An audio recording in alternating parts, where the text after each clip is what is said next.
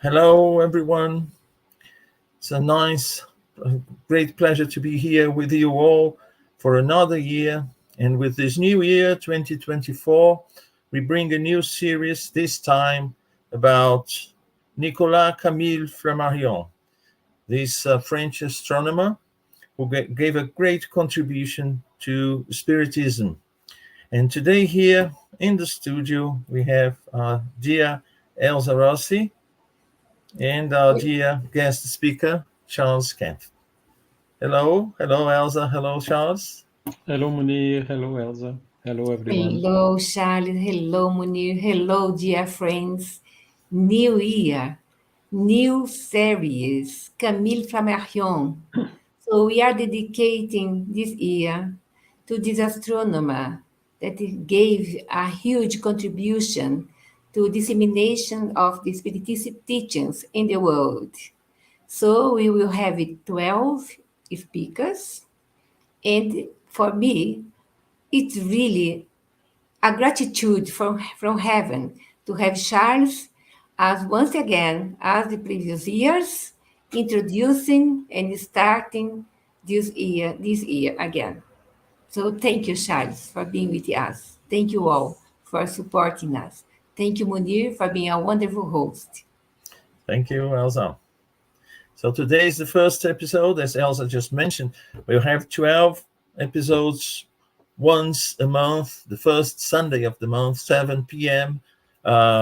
Greenwich Meridian time, the London time, talking about one of the works by Camille Flammarion. And today, Charles will be talking to us about the biography and the discourse at Kardec's tomb, part 1. Charles will explain that he found this wonderful book, this autobiography by Camille Flammarion, packed with information about his life, his contribution not only to science, he was an astronomer, but also to Spiritism. And so today, Charles will be talking to us in part 1 about the initial period of Flammarion's life. For those who don't know Charles is an electrical engineer. He's retired now. He's the founder and member of the Center for Spiritist Studies Léon Denis in France, also a member of the Spiritist movement, French Spiritist movement, Mouvement Spirit Francophone, the president of the Spiritist Federation, French Spiritist Federation, a Spiritist researcher. Charles has given so many contributions regarding Kardec's lives and the biography of important people related to Spiritism, as he's doing today, bringing to us very interesting information about Camille Flammarion. Also an international Spiritist lecturer. He lectures in different languages for groups throughout the world. And also he's the host of a Spiritual Light live program on weekly. So every week, 9 p.m. London time, Greenwich Meridian time, together with other friends. He has this live talk about Spiritist topics. So, Charles, I'll hand it over to you. Again, it's a nice pleasure to have you here talking to us about the life of Camille Flammarion. And we are looking forward to hearing to what you have to tell us about the life of this another one important person about regarding the Spiritist doctrine and his contribution, as I said, to science and to Spiritism. And just to remember that we had 2 years ago, the year of Léon Denis. Last year, we talked about Gabriel Delanne, and this is Flammarion's year, 2024. So, as we said before, we'll be talking about his work, also his biography, and this will be throughout 2024. So, I'll hand it over to you, Charles. It's a great pleasure to have you here. Good luck, Charles. Thank you, Munir. Thank you, Elsa. Thank you all for having me. It's really a big pleasure to be here again this year to talk about Camille Flammarion. I apologize for my English. It's so-called not very good English or French English or whatever you can call it. So probably there will be some mistakes. But I hope even so that you will be able to understand what I'm talking, because Camille Flammarion, really, I must admit that I have been surprised. So I read several books of him, of course, because he's very known in the Spiritist movement. But I'd never got more in detail in his biography. And this is the big surprise I had. It's extremely rich, a lot of things to show. So it was not possible to do it in everything in 1 hour. So it's so many things to say and so many beautiful and interesting facts and topics about him that we decided together with Munir and Elsa to divide it in 2 or maybe 3 different parts. So second part will be 21st of January, same time, same day, same time. And the third part will be 28th of January. I want also to, of course, thank the Spirit Center of Peace, the British Union of Spiritist Societies, the Irish Spiritist Federation, Kardec Radio, and all these English-speaking groups and entities which are collaborating to these events and commemorations. Let's then start with Camille Flammarion. So Mouvement Spirit Francophone is an entity that's French-speaking Spiritist movement. So uniting Spiritists which have in common the French language, means France, Belgium, Luxembourg, Quebec, part of Switzerland, and countries of Africa. So we managed to have this ideal to go beyond the borders, the human borders, and to find the best possible synergies in the French-speaking movement in order to disseminate Spiritism. Of course, I also collaborate a lot, as much as I can, to disseminating the Spiritist body of knowledge in the English language, which we are doing today. Okay. Let's go then. Nicolas Camille Flammarion. So he's born 6th of February 1842 in a small city called Montigny-le-Roi, which is in a department, as we say in France, which is Haute-Marne. So it is located in the northeast region of France. And interestingly, it is located in the valley of the river called Meuse. And it is 50 kilometers more or less upstream of Domremy, which is a known city because that was the birthplace of Joan of Arc, Jeanne d'Arc, and 80 kilometers upstream of another city, which is quite known, which is Fougue, where Léon Denis was born. So you see 3 eminent persons, Flammarion, Léon Denis, and Jeanne d'Arc, born in the same region, in the valley of the same river. This river, which goes then to Belgium and then Holland, and ends up in the channel between France and the UK. You can see 1842, so Flammarion was 38 years younger than Kardec, and 4 years older than Léon Denis, who is born in 1846, and 15 years younger than Gabriel Delanne, which is born 1857, just to make the reference between these 3 persons. Okay. Where did I get all this information from? Mostly, one good thing from Flammarion is he has written this book, which is autobiography, Mémoire d'un astronome. Maybe you can see it, where he is really giving a lot of details about this childhood when he was a teenager and how it started. He went to Paris, the first meeting with Kardec, and so on. So I really think it's a pity we don't have that Kardec himself did not have the time to do something equivalent, which would make our life of researchers much easier.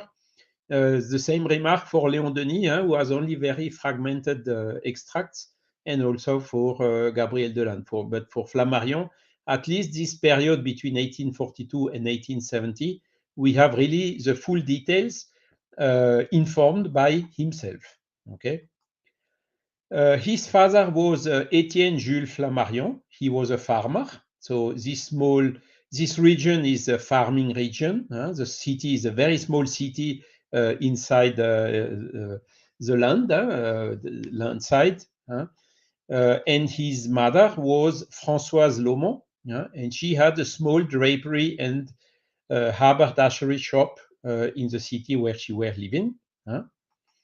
He is the older son. He has one brother and two sisters, which are younger than him, including one of his brothers is called Ernest Flammarion.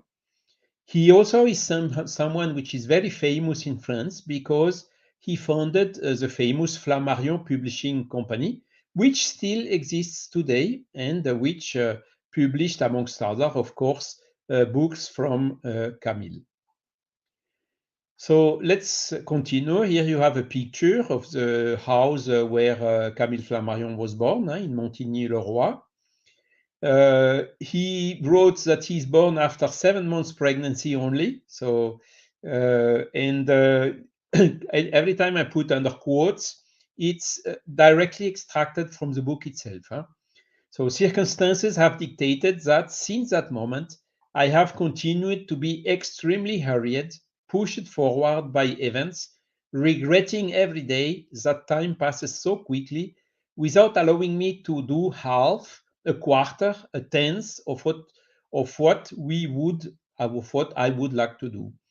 So you see, even after 7 months pregnancy, he already was here knocking on the womb of his mother.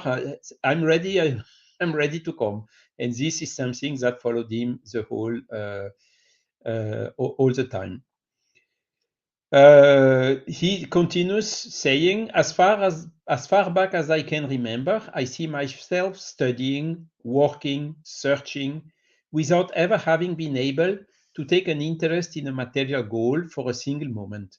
Learning, constantly learning, for the sole pleasure of knowing, has always been the dominant passion of my mind. At 4 years old, I knew how to read. At 4.5 years old, I knew how to write. At 5 years old, I learned grammar and arithmetic. At 6 years old, I was the strongest student in my class. So he was really early in the childhood. The strength of his spirit was already here. So absolutely not bound to the earthly things, but bound to the knowledge and to the learning.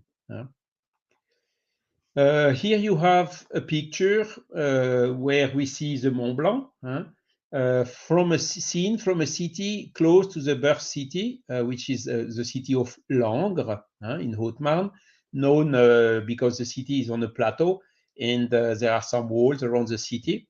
And from that city, by clean weather, we can see the Alps and the Mont Blanc. And Camille Flammarion put a small drawing of the Mont Blanc seen from the city of Langres. That is also included in this book. And he comments as well, intellectual heredity does not seem to me to be demonstrated at all, and seems to me to be contrary to the facts of observation. My brothers and my two sisters intellectually resemble neither our parents nor me, and have completely different abilities than mine. So intellectual heredity, as Spiritist body of knowledge is teaching, which is not the case. The intellectual heredity comes from the spirit itself, which is incarnating. Sometimes by affinity, you have some spirits with the same center of interest, for instance, music, like the Johann Strauss, Father Johann Strauss son, and so on, which are reincarnating together on purpose. But here, no, his father was farmer, and his mother was also a simple person, having a small shop. So nothing was existing in his home, how to say, which could justify this heredity. My astronomical tastes, continues, date back forever, and neither my father, nor my mother, nor any of my ancestors ever showed any inclination towards the study of science or philosophy. Okay. The place of my birth may not have been without influence on my tastes. This place is privileged from the point of view of vast contemplations. The view extends as far as the Vosges, so it's another, not so high as the Alps, the Vosges, some mountains, which is very close from where I'm living, by the way. Even to the Alps, because Mont Blanc is sometimes visible there at a distance of 261 kilometers. So Mont Blanc is 261 kilometers away from Montigny-le-Roi and from Langres, and it can be visible in some exceptional conditions. And it's very rare everywhere in the world to have a site over such a big distance. And by the way, I'm living here in the Vosges. From here where I'm living, we can also see the Mont Blanc when the weather is clean. So observation, he was of course young, observing more the mountains and the landscape around, but very soon he went also to observe the planets, the moon and the stars and so on. So giving him this taste for astronomy. Alors, Camille could assist the annular solar eclipse of October 9th, 1847. So he was 5 years old. And which was the 1600th eclipse of July 28, 1851. So in his youth, so you see, with 5 years and 9 years, he could assist to solar eclipse, which is also an exceptional moment in that period. My parents wanted me to receive a solid instruction. Okay. Luckily, there were already some schools at that time, even in the small cities.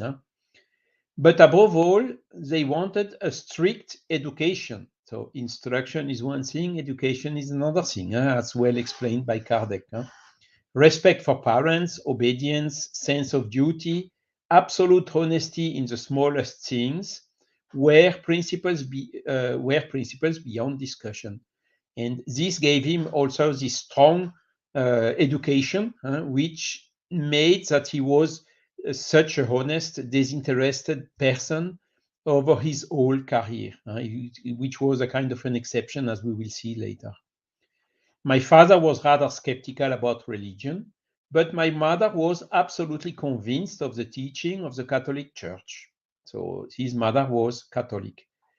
Camille was altar server from the age of 5 and learned Latin. He was singing in the church. So you see, studying, learning, singing, altar server, and so on. So he had really a lot of activity. He was extremely active. Here you have a picture showing him with his grandfather. So he studied in the primary school in Montigny. At 7, he questioned philosophical subjects like the death and was convinced that death does not exist. You see, he came with this already prepared in his mind. And he had a deep sentiment of justice. Corporeal corrections have always seemed to me odious, and I suffered enormously from witnessing sometimes the punishments to the blows of the cane that were frequently given. So at that time, and even when I was young and teenager, it was still in practice. Today, thanks God, it's banned. But you see also, as when he was young, he was already reacting against these wrong ways of doing and of teaching. He loved walking, reading. He spent holidays with his grandparents. wandering in nature, searching for fossils, plants, birds. So he was really, as young, strongly attracted by observation of nature. And his grandfather, of course, helped him a lot in this way.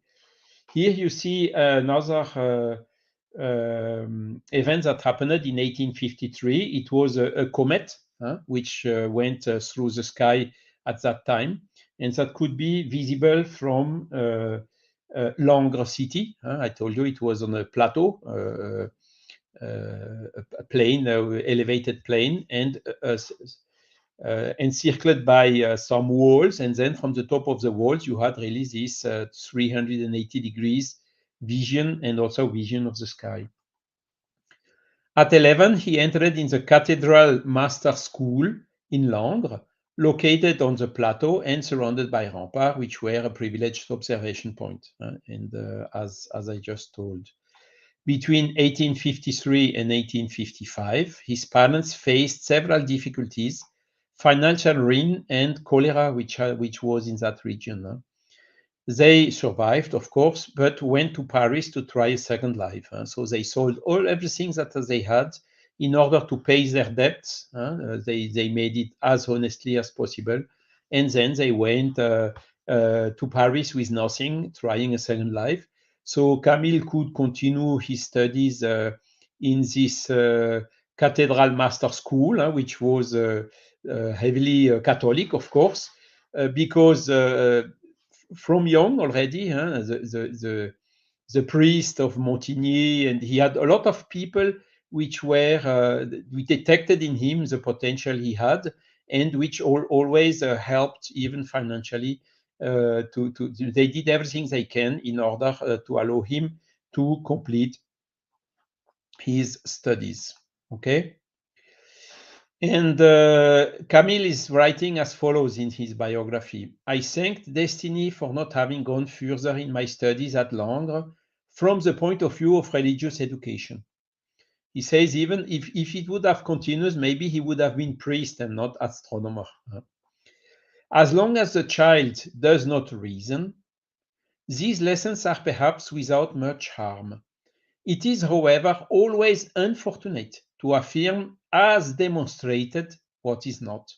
Of course, when he started to think a little bit more, questioning these dogmas from the religious dogmas, of course, then he was not so much at ease anymore in that with those teachings. When the young man reaches the age of reasoning and he feels the edifice of his beliefs falling apart, it often happens that everything collapses at once. The existence of God and that of the human soul themselves become questionable, although deism and spiritualism predate the founding of Christianity. Although these are doctrines independent of all religious forms, and although they are not united with the legend of the earthly paradise, Adam's fall, and redemption. So you see him making this analysis a posteriori. This biography was written in 1910, around 1910, so quite some years later. But when I read this, it remembered a little bit myself, that same period. I also have been educated Catholic, but of course, at the beginning, it was good. No, Jesus is nice and he's helping us. Maria, his mother, and blah, blah, blah, and so on. But as soon as I started reasoning, it happened exactly the same for me. It's okay, but this doesn't make sense. Why do they tell this? No, it's like this. You have to believe in it. And then you just put the things aside. And also, thanks God, I did not reject everything, including God and the moral laws. But I became, how to say, a kind of an indifference to these teachings until I discovered the Spirit's book, who then brought the explanation I was really expecting at that time. And something very similar happened with Camille Flammarion, albeit he was it happened with him much earlier than with myself. So it's really this type of analysis is quite interesting, and his biography is really full of this type of statements and analysis. It's really very good to read. He continues, the existence of spirit in nature, in the laws of the cosmos, in the man, in animals, in plants, is manifest. So this statement is very strong and straightforward. Okay, he was spiritualist. From the beginning, he was believing in the spirit, in something else than just matter. Okay, of course, he owns that from the education he received from his mother, but then it was already, of course, programmed from his past lives in his mind. And at the opposite of many other scientists in France at that time, and even today, he was neither atheist nor materialist. So he stayed strongly believing this spiritualist paradigm, just observing nature. The chance cannot do all that, including he wrote a whole book about the subject, God in Nature, that will be commented in one of the next lives. It should be enough to establish natural religion. So you see, natural religion or universal religion or whatever we may call him, and no particular exclusive dogmatic religion. And this religion would be incomparably more solid than all dogmatic forms. The principles of justice impose themselves with the same authority. And Confucius, like Plato and Marcus Aurelius, had them at the basis of their religion. Okay, and this is also something he has detected, that spiritualist is far, even much older than Christianity, for instance. And this is really what he adhered already as a teenager and stayed with him over his whole life. My studies were of average strength. While remaining in the first half of the students in my class for the various courses, I did not often have first place, and when the prizes were distributed, I had more second prizes than first ones, and more accessits than prizes, except in dissertation, where generally the first prize was awarded to me, as well in grammar. So you see, in this Cathedral Catholic school, he was not the best student of his class. He was amongst the good one, but not the number one. So also, he passed also in this age, teenager age, sometimes a little bit more complicated for them. His parents, having moved to Paris, called their children at a given point in time, because they started having a position, having, how to say, finding a work, a home to live, and so on.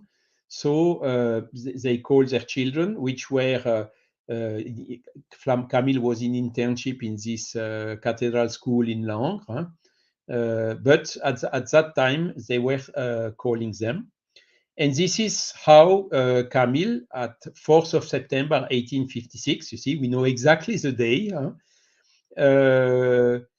he traveled by train to Paris and went to this small flat, Boulevard des Italiens, where his parents were living. Sorry. Here you have a picture also at the right, or better say a drawing, because Camille Flammarion was also very good in drawing. So he had a lot of, he inserted in his book a lot of drawing like this one, where you see him, Camille, the older son, his sister, which was 1 year younger than him, and his brother, Ernest, which was a publisher, which was also a couple of years younger than him. The second sister was then several years younger. He continues saying, in the study of room of Montigny Rectory, there was a large map of Paris, and I studied it carefully the previous week of his travel. First to see in which district my parents lived, then to know the whole big city. In fact, I knew this plan so well that I could find my way around Paris without asking anyone, which was astonishing because all provincials who know how much newcomers to the capital are afraid of getting lost. He had already memorized the map of Paris in his head, and he was just wandering around and finding the places without any difficulty. And that, again, it was in 1856, so he was 12 years old, okay? 14 years old. He was born 42, 56, he was 14 years old. The very day after my arrival, I asked my parents for permission to take my sister and brother to Notre Dame and the Jardin des Plantes, which is just after, where we would have lunch and then return via the Bastille and the Boulevard. So to make a tour in Paris. So he came the next day of his arrival. He took already his brother and sister who went to Paris before him to visit the city, and he was the first time that he was there. Here you have a picture of the observatory, where there was an astronomical observatory in Paris. There is still, by the way, in the Luxembourg garden, Jardin du Luxembourg in Paris. And he writes us how he discovered it. One day when I had visited the Luxembourg Museum, then incorporated into the Palace of Luxembourg, and was admiring the garden, I saw in the distance the luminous haze of the south, the grey silhouette of the observatory. So you see, it was already, some presentiment he had of the future career he would have, because at that time, he, of course, was interested about astronomy already, but he was far from seeing that would be his career in his life. I arrived in front of a gate, which seemed to me to enclose a sort of mysterious fortified castle. Its formidable appearance struck me with terror. So he was even a little bit afraid when he came closer to this observatoire. After a fortnight of vacation and walks in Paris with my brother and my sister, my parents sent me to the master's degree in Saint-Roch, where I provided the same services as in Langres, where I continued my studies, starting the third year, and where I had the advantage of a daily lunch. But it didn't take long for me to realize that there wasn't any work there at all, and I got bored there from the third week on. So he continued his secondary studies. Saint-Roch was also a Catholic school. His father, of course, had limited resources, so they could not pay him,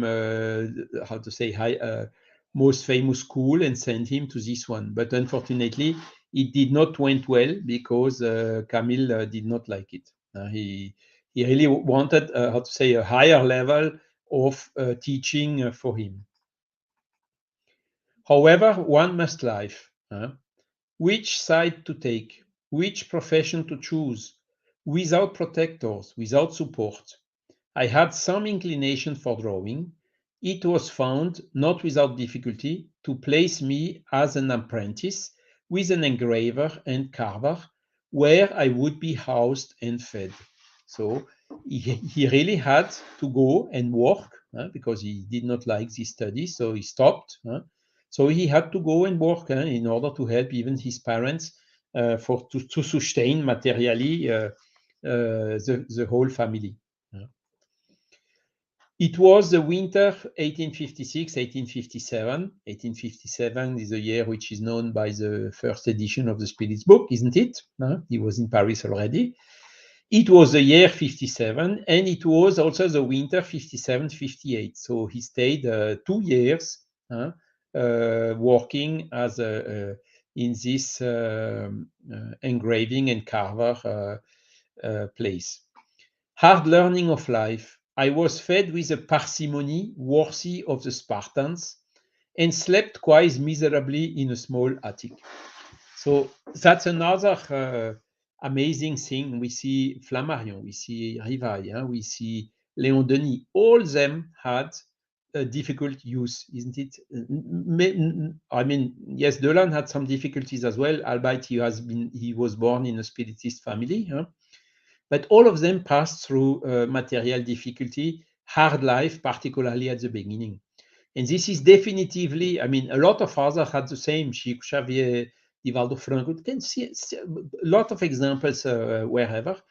And this is, I think, a key factor which make their spirits, their minds, and their will so strong as they demonstrated in their whole life. So Camille Flammarion did not escape to this. The work was hard. There were little art and no ideal. This type of existence did not satisfy me at all.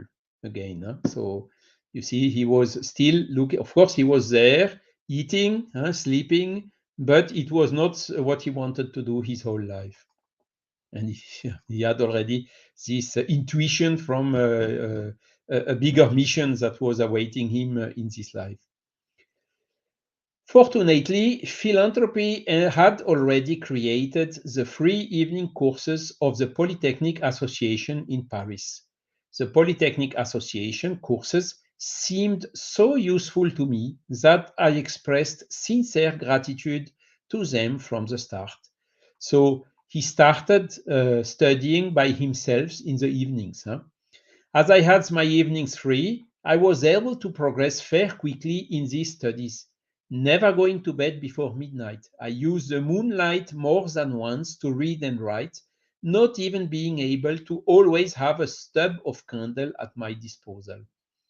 Very interesting to read all these difficulties written by himself. So he has not been born in a castle full of money or whatsoever. No, his beginning of life was really hard. And this also demonstrating the strong power and will of his spirit. It is such a great joy, according to our taste, to learn, to solve problems, to understand mathematical teaching, to get to work quickly, to be the first in class. No, poverty, even misery, do not prevent happiness. Look, what a nice statement. We don't have time to think about it. And in short, it takes so little to live, and we sleep so well when we fall exhausted with fatigue. You see, very young already used to have only the strict necessary, nothing superfluous. Another characteristic of such strong spirits. And he was really good in drawing. And here is an example of a drawing he made from a gypsum artwork. And you see how well it is done with light, shadow, and so on. Very harmonious and so on. There was an excellent drawing class at the Saint-Roch Brothers School, Rue d'Argenteuil, which I followed at every Thursday evening, always studying in the evening, despite my all-long prejudice against the ignorant brothers. Ignorant brothers is the way he was calling the Catholic priests with their dogmas. The teacher was very strong, that was an exception, and we enjoyed working with him. The harmony of the drawing seemed to me a kind of music, and I made fairly rapid progress. So you see, another quality, another skill Camille Flammarion had. In 1858, so he was already 16, Camille Flammarion followed lectures on astronomy given by Father Moigno at Apprentices Association. So Father Moigno was a priest which was making a lot of lectures and giving courses on astronomy. He was popularizing the astronomy. And Camille Flammarion, so that is where he really got the virus, if we can say so, of astronomy.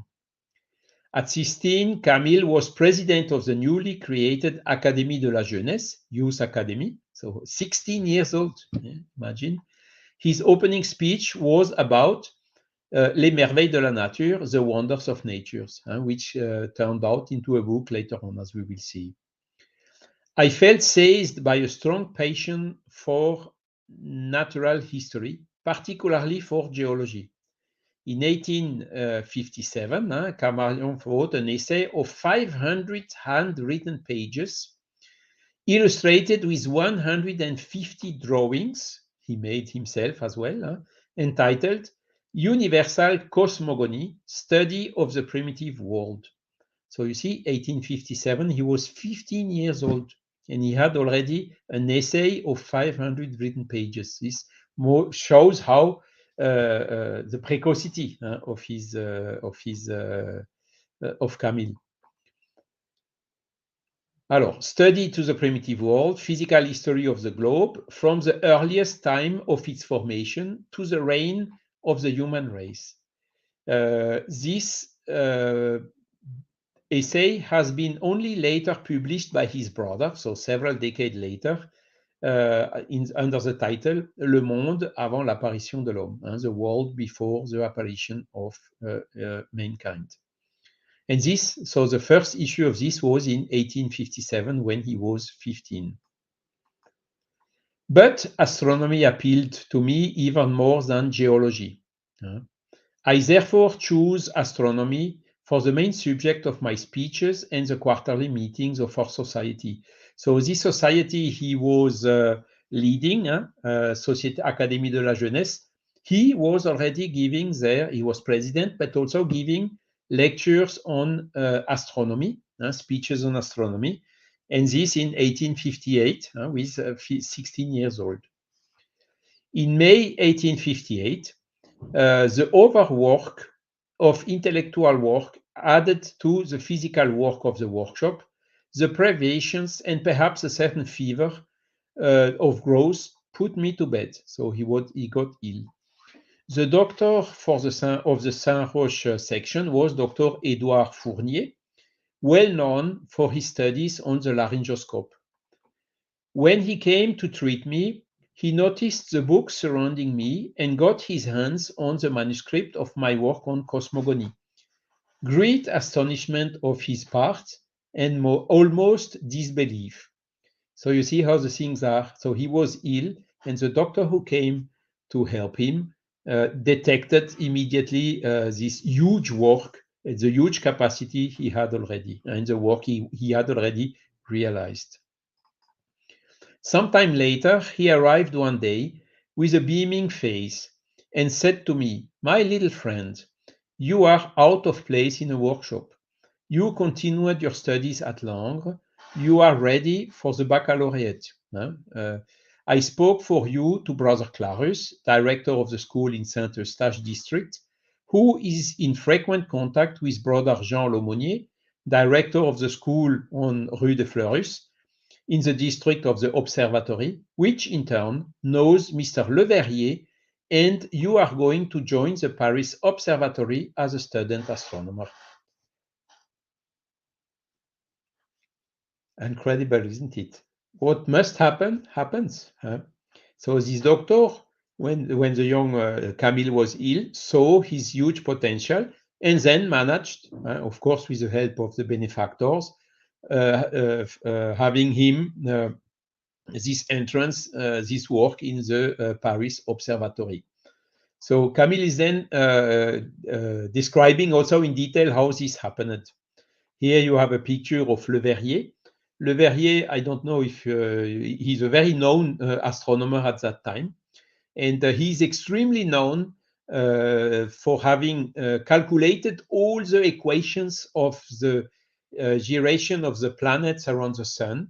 And he found an anomaly in the rotation of the planet Uranus.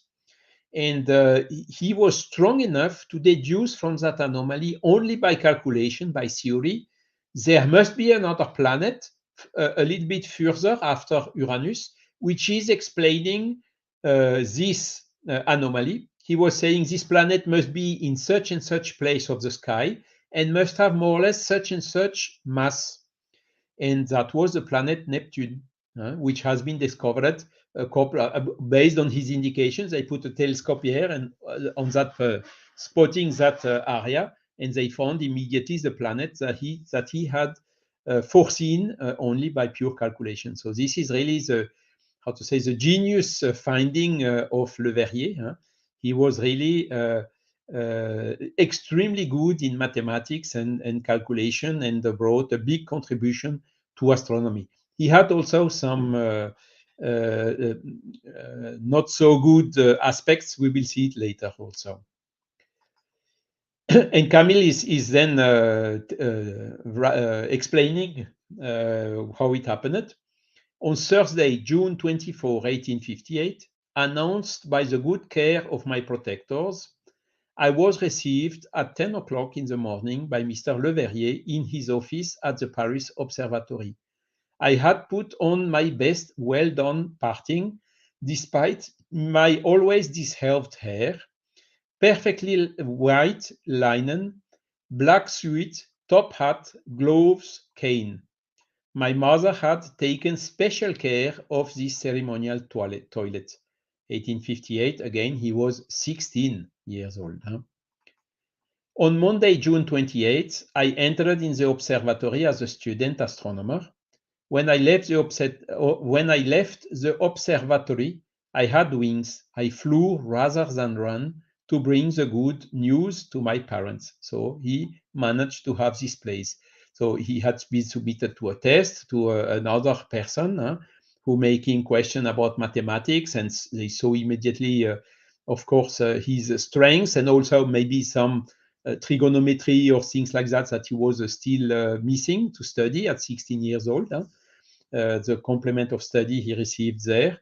And so he entered in the observatory and got, of course, little but a regular monthly salary, and could stop that hard work he had in this graving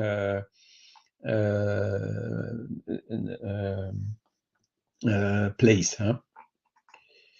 Living in full science, learning, studying, researching, discovering, contemplating the splendors of the sky, flying across the ethereal plains, visiting other worlds with the help of the marvelous instruments invented by human genius.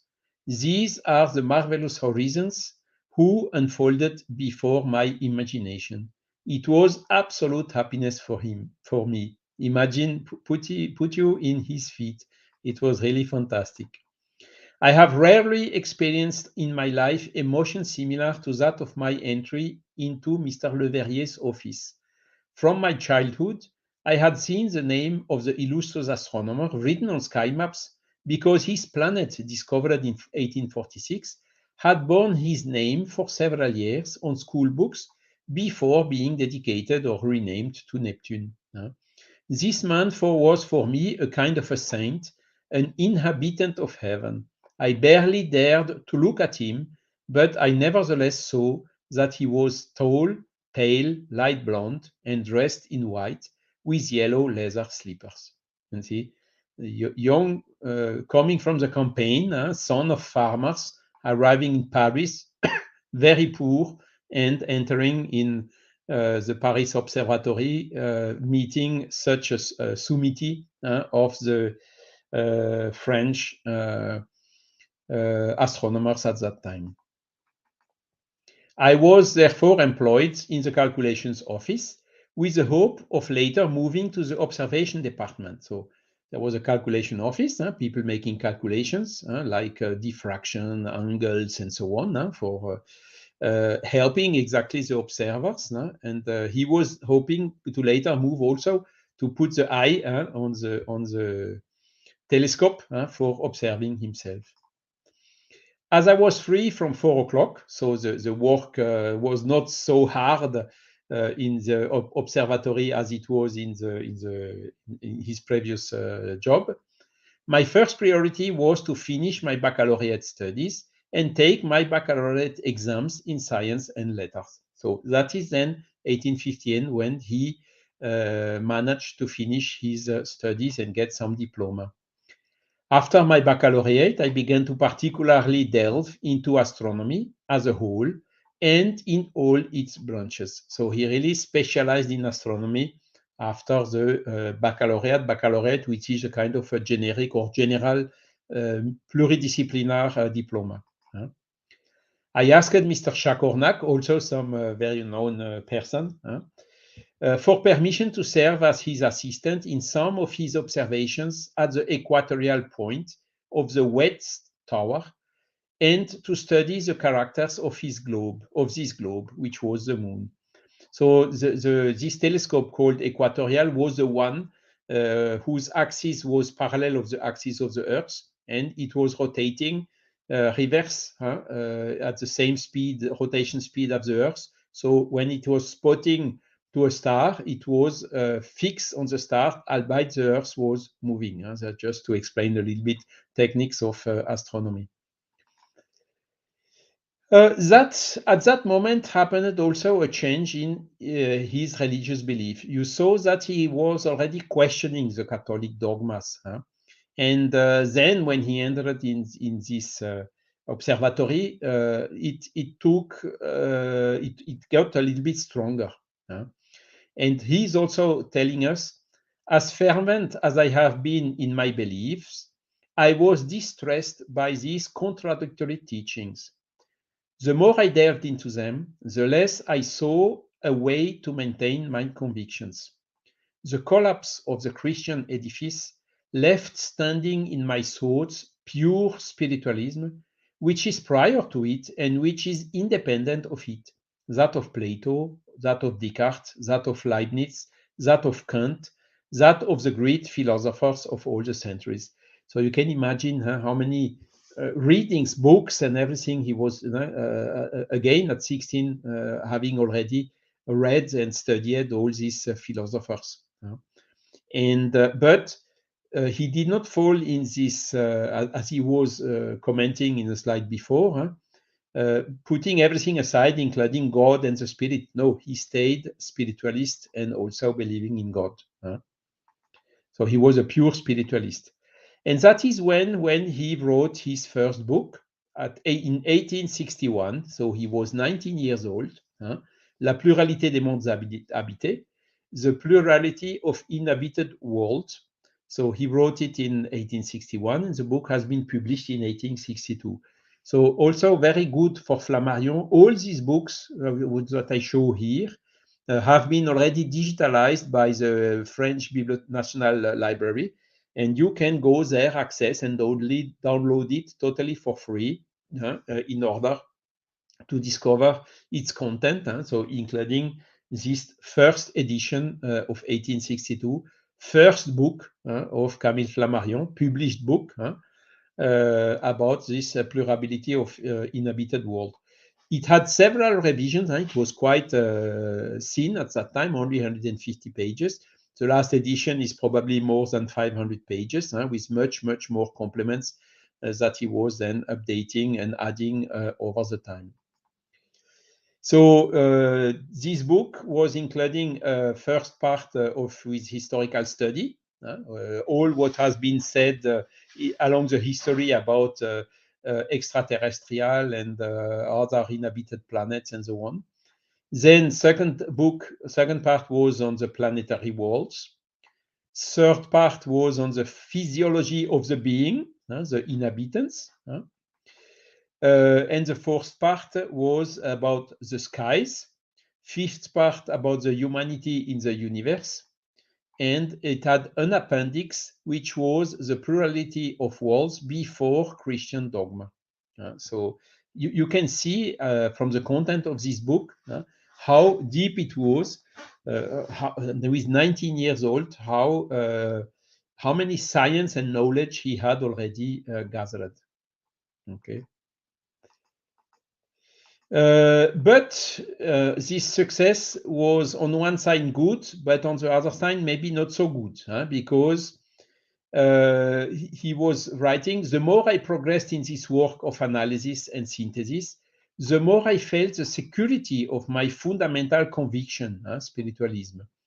For me, this was the apotheosis of astronomy and its supreme goal.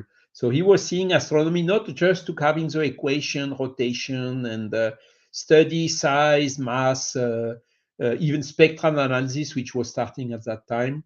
No, he went beyond. Are there inhabitants on these worlds? You see, he had a vision of astronomy which was much larger than strictly the mathematical and physical aspect of these planets.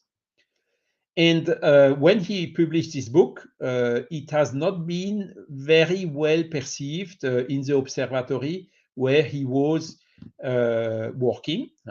And Camille himself is writing, I had then all the astronomers against me. At that time, they told this guy is crazy, why he's writing this is nonsense, and so on.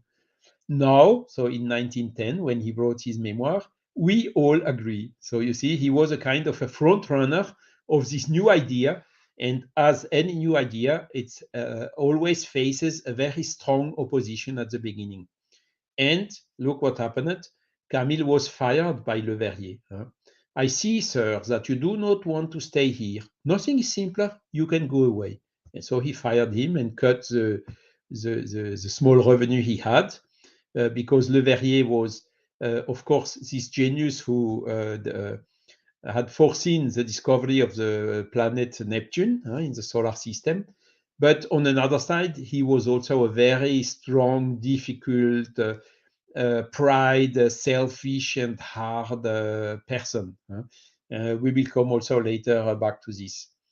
But thanks God, Le Verrier had a lot of enemies already, because this behavior he had with Camille, he had it with all his collaborators. So a lot of people have been already fired by him. And all these enemies of Le Verrier were somehow, oh, Camille, come, don't worry, and so on. And they found him another job early after in the Longitude office, also in Paris. Okay.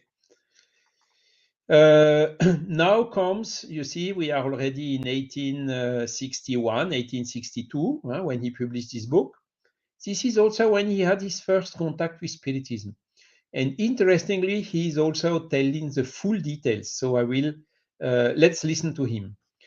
In November 1861, so you see, November 1861, I noticed under the gallery of the Odeon a work entitled The Spirit's Book by Allan Kardec, in which the future life and other worlds are supposedly described by spirits who know them. After having lived through it, not without astonishment, I bought it and read it with avidity, and wanting to understand the facts presented, I immediately entered into contact with the author, with Allan Kardec, and attended all the sessions of the Spiritist Society of which he was president. So you see, we know exactly the date, November 1861, when Camille Flammarion met Kardec and got from Kardec, was admitted by Kardec in the Société Parisienne des Études Spirites. And this was in November 1861. So again, he was 19 years old, very young. And Kardec, of course, at 1861, he was already 57 years old. Okay. Let's continue. I went to find the author, who suggested that I join as a free associate member the Parisian Society of Spiritist Studies, which he had founded, and of which he was the president. I accepted, and I have just found by chance, in 1910, when he wrote the book, the green card signed by him on November 15th, 1861. So exactly the date when he was admitted as member of the Société Parisienne des Études Spirites. We don't have the green card of Camille Flammarion. I think maybe I will find it in the archives of Camille Flammarion in Juvisy. I have to go there once in order to enrich a little bit more this already rich presentation. But we have some other of these green cards from other persons that have been found in 2018. I was 19 years. This is the date of my beginning in psychic studies. I was 19 years old then, and for 3 years I had been a student astronomer at the Paris Observatory. Okay, so with 19 years is when he entered, he met Kardec and started the psychic studies, as he's writing. This extract is coming out of another book, which is Les Forces Naturelles Inconnues, the Unknown Natural Forces, that he published in 1907, and it's page 43 of this book.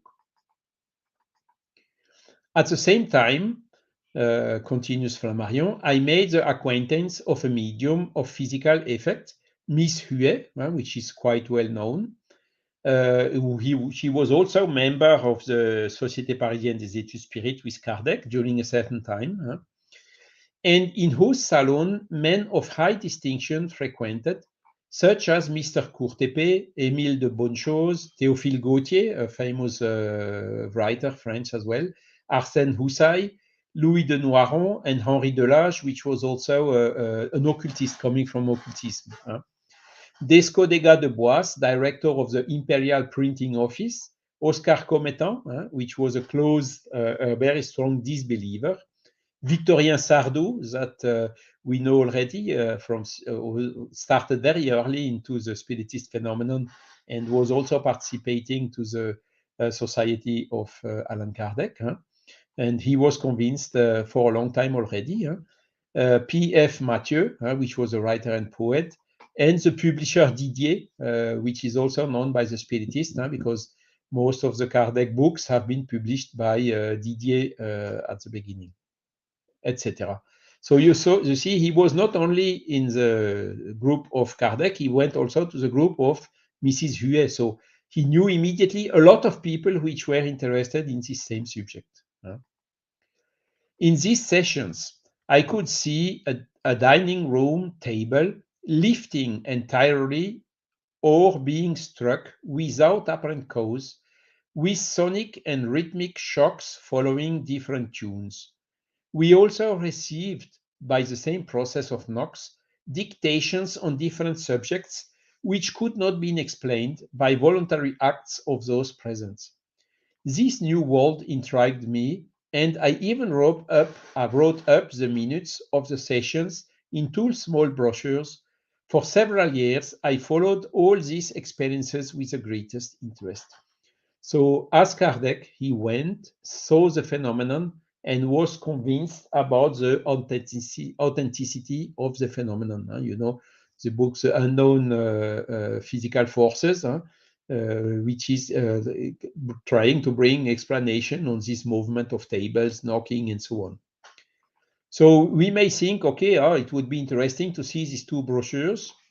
Thanks to the French National Libraries, they are available. You see, first series, second series, 1862, 1863, full of communication he wrote, and even some communication medium Camille Flammarion. So he was also there in the group, acting as a medium, the same in the Kardec group, writing messages he got inspired from the spirits. Okay. So these 2 books are available. You can download them as well and study them if you like to. Now comes the question: was Kardec 100% spiritist? Sorry, Flammarion, was he 100% spiritist, as Kardec was? So in 1910, he wrote as follows: "This research, as my readers know, has not yet resolved the great problem, but they lead us to admit the existence of unknown forces and still unexplained faculties of the soul." So this means that he was recognizing the phenomena, the authenticity of the phenomena, the unexplained faculties of the soul, but he was not fully convinced. Let's see the continuation, that the communications came from spirits, third spirits. The explanation by the subconscious is far from explaining everything. It is not sufficient. It leaves room for influences external to the minds of the experimenters. It is not scientifically proven. There is something else which remains to be discovered, and which will perhaps never be discovered by our 2 imperfect senses. So the explanation of the subconscious came at that time from persons telling, no, mediumnity does not exist. What the mediums are writing comes from their subconsciousness, and not by third spirits. So Flammarion was not believing 100% that it was coming from spirit, but he was also already rejecting this simplificatory explanation, which, as he writes, does not explain everything. So you see, he was really strongly convinced of the phenomenon, strongly convinced that there is something still to discover, but he did not adhere fully to this simple explanation, the most simple explanation that Kardec has brought, that it is spirits of dead person who come communicating through the mediums. Let's continue. So he had indeed a strong push to the scientific method. Okay. Here you see a picture of him at that time when he was 19 years old or 20 years old. So he managed to avoid military duty, which was 7 years long at that time. It was not mandatory for everyone. There was a kind of you had to push a number somewhere, and if you had a good number, you were already relieved. If you push a wrong number, then you had to find some resources to pay for having someone else replacing you. And of course, he found when he pushed the wrong number, but he found a lot of sponsors at that time, friends from the astronomers and so on, who told, no, you will not stay 7 years blocked in the military stuff.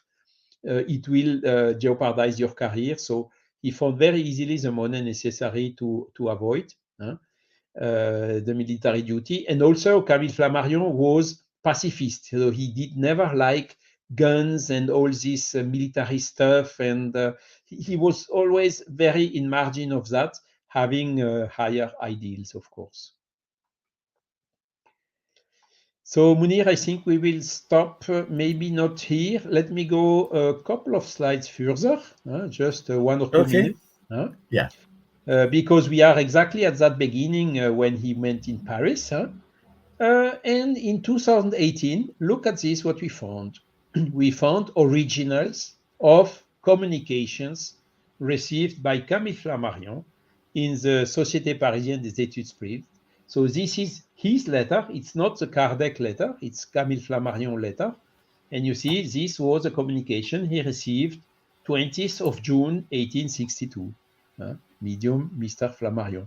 So he entered in November, you see, and in June, at least is the first one that we found. He probably had some already before, as we will see, but he had already some automatic writings. And he's commenting these automatic writings in, again, this book, Les Forces Naturelles Inconnues, the Unknown Natural Forces in 1907. And he's commenting these exercises. In these exercises, it is very easy to deceive ourselves and believe that our hand is under the influence of a mind different from ours. The most probable conclusion from these experiments was that the action of these foreign spirits is not necessary to explain the phenomenon. He does not write, this is not how it happens. He just writes, it is not necessary to explain the phenomenon. We can find some other explanation. So you see, it's again his approach. He never rejected some things very strongly unless he had the strong evidences for that. So he never rejected the hypothesis of the spirits. He even wrote that the spiritist explanation is still the best one to explain them.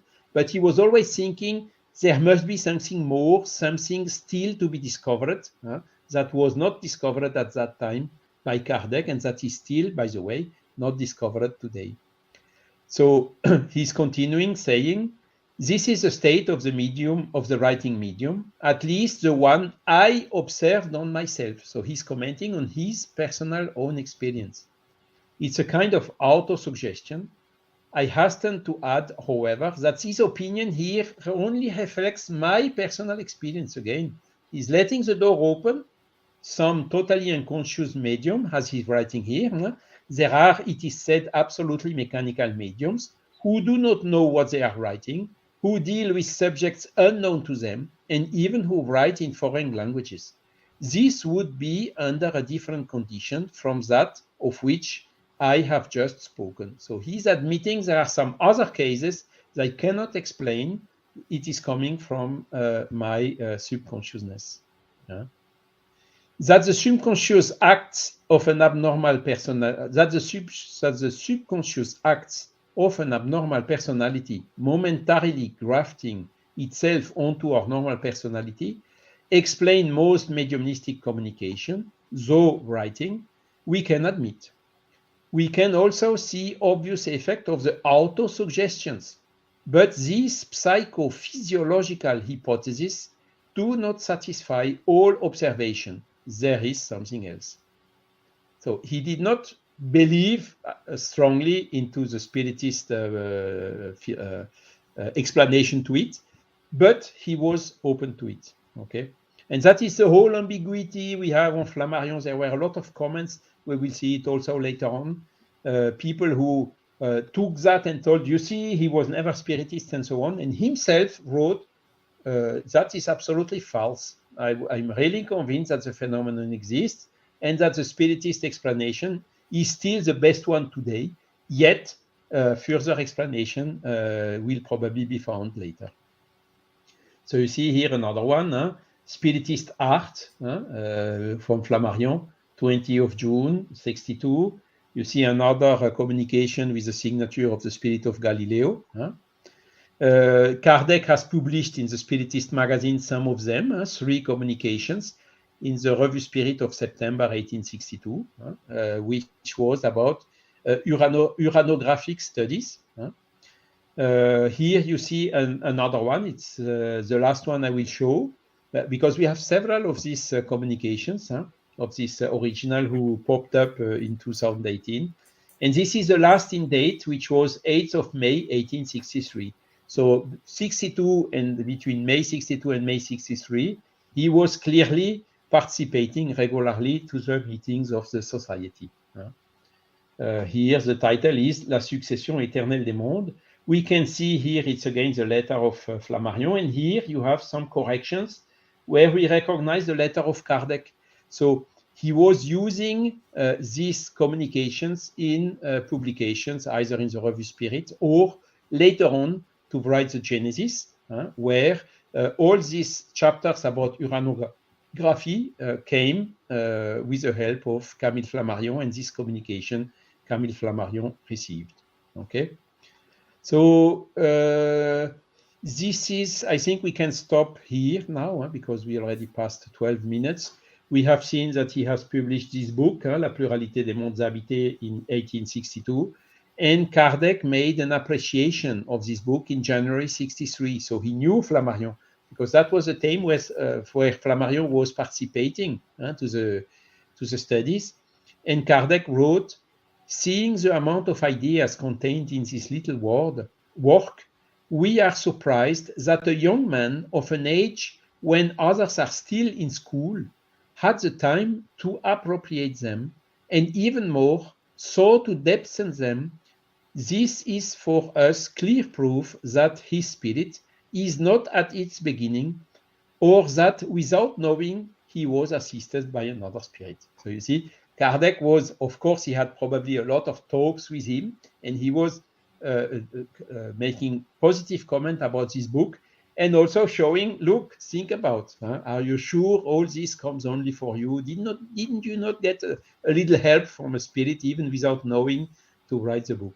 Okay, so this is then the first contact, and we will stop here and show how this book had a big success. So he was fired by Le Verrier, but really this book made him known then much wider, much larger in all Paris academic and scientific community. So thanks a lot for your time, for your patience. So when is it, Elsa? 21st of January, we will continue then further on commenting this first book, how really he got known everywhere at that time with only 19 years old, and how really, how to say, he started in all his career.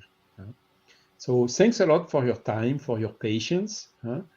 Best wishes again for everyone. Many thanks also to Elsa, to you, Munir, for having me today. And may the peace of God remain with all of us. Hi, Charles. We are the ones who want to thank you so much, because we know the amount of effort. First, this book so far, I did a quick search, and I think you did also, Charles. We couldn't find, apart from the original French, we couldn't find a translation of this book into English or Portuguese. So, you had this, work translated and presented to us, digested and pointing out, bringing your knowledge as well from, other spiritist authors, including Kardec, identifying that it was Kardec's letter there, making some corrections in Flammarion's writing. And this is very, very important. It's a beautiful, wonderful work. And that's why we decided not to, shrink it to a 1 hour presentation, but, give you as much time as necessary to, bring the beauty of this autobiography and get, Flammarion known by other people. And it's also interesting to note that Flammarion, he basically worked on the basis, showing that with what was known in those days, you couldn't explain what he was seeing in mediumistic terms. So he didn't find an explanation, but he said, that with what was known from a scientific point of view, you couldn't explain, the source of a phenomenon. So he did his part, which was, in my view, so far different from what Deleuze did, what Leon Denis did, and Kardec, of course, So yes. It's wonderful. I mean, although he's not clearly saying I'm a spiritist and I have an explanation for all this, we can see that his contribution was actually very, very important. Exactly. And we must admit that there was huge debate always about animism and spiritism by Aksakov, by a lot of others. So it is a reality that sometimes the autosuggestion and the subconscious influence of our own spirit or of the own spirit of the medium is interfering in the communications. But Kardec, of course, I think Kardec got stronger evidences that Flammarion got, including over his whole life. God knows why. We will come also to this during the second part. Who made him stay always with this, I'm not 100% sure. Whilst Kardec, for him, it was clear. And then he, of course, developed a lot the philosophy around. And by the way, there is an interesting analysis done by Flammarion himself, in particular when he did the speech in the Kardec's tomb, that we will also see in the next sessions, where he's even saying it was better that really Kardec went until the end, until the full consequences of this hypothesis, of this spiritist paradigm hypothesis, because it made so good, so many things. Until now, you see millions of spiritists around the world, and so many, social assistance and helping people, disinterestedness, and so on, that could not happen with only scientific people like Flammarion somehow, telling, no, it's not 100% sure, it's not completely proven. It is, or is it, or is it not? No, Kardec was clear, it is. I think Kardec also got, stronger push from the spirits of the codification, and the mission of Camille Flammarion was somehow complementary to that. So that is very interesting. I listen you all the time because it's really amazing. You are giving spoiling for the next episode, Charles. Mm-hmm. Okay, so only 2 weeks to wait for. So it's ready. It's already. So we can do it without problem. Okay, wonderful. I'll just make some quick announcements. So next part 2 will be on the 21st of January, same time, 7 p.m. UK time, and the third part will be on the 28th of January. And so there's plenty to learn about Flammarion, still. So it's important actually to be very familiarized with his biography, so that when we get to know his work, the different books, and here we have people who will talk to us one every month about one particular work of Flammarion. And in February we will have our friend Alexandre Caldini. He'll be talking to us about death and its mystery, before death, proofs of the existence of the soul. But that is for February. So that's why it's so important to know very well, the biography of Flammarion, so we can understand also the importance of each one of his contributions that will come in the following months. We want also to inform you that the Spiritist Center for Peace, the Spiritist group who's organizing this event, Flammarion series, we hold studies on Wednesdays, 12 noon, London time, is the study of the book Heaven and Hell and the Gospel According to Spiritism, both by Allan Kardec. We also have a study of the Medium's book every Saturday, 10:30 a.m. UK time.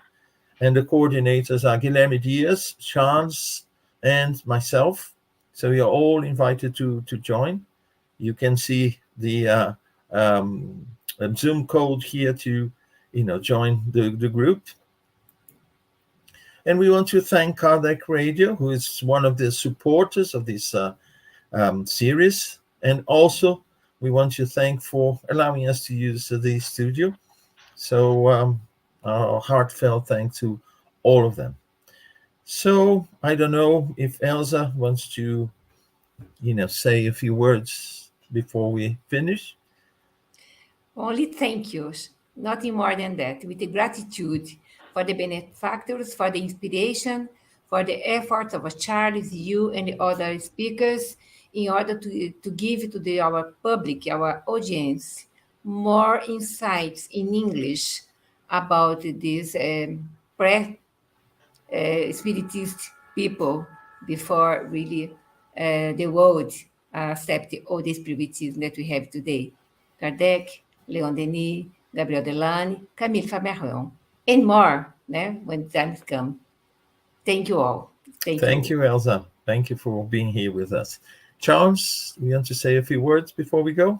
Yes, again, thank you so much for having me and for giving me this opportunity to enter more in depth in the biography of this extraordinary man who was Camille Flammarion. It was, of course, a highly evolved spirit with a lot of intellectual force, but not only intellectual, also moral force, incarnating and with this mission in order to spread these psychic phenomena, spread also the God, the notion of God, showing the evidences, also the existence of the spirits, and these were really, the exceptions in the scientific community. There are not so many scientists which are believing in God, recognizing the existence of God,